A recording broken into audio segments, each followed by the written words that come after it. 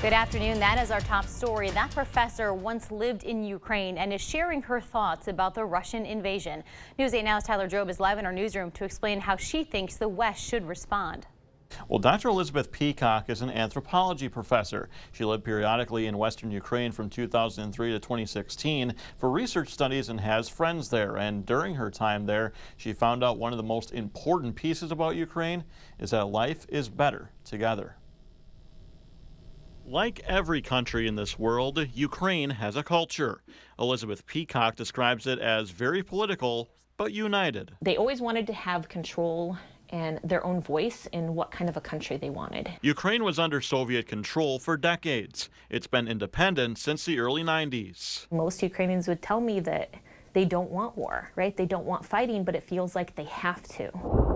And once again, that independence is in peril. So unapologetically. People have kind of expected this, but they never knew when it was going to happen. Today, the Kremlin said Vladimir Putin is ready to send a delegation to Belarus and have discussions with Ukraine. But Peacock says she doesn't believe that is progress. We always take Putin with a grain of salt because we never know what he has in one hand and what his other hand is doing. Citizens, loved ones, are now volunteering to fight back. Right now, I don't know if I can have hope.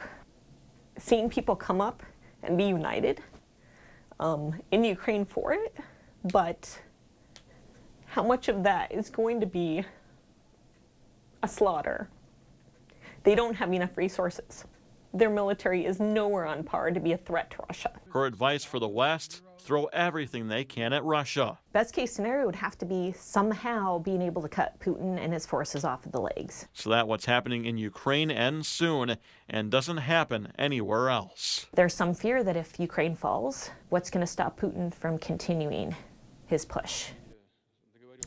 Now, I did contact a UWL professor who is from Russia. She told me she did not want to do an interview, but did say that, quote, it is very tragic that people's lives are at stake. Amy. Tyler, heartbreaking to hear the concern and emotion in her voice when she thinks about the people that she knows there. Absolutely.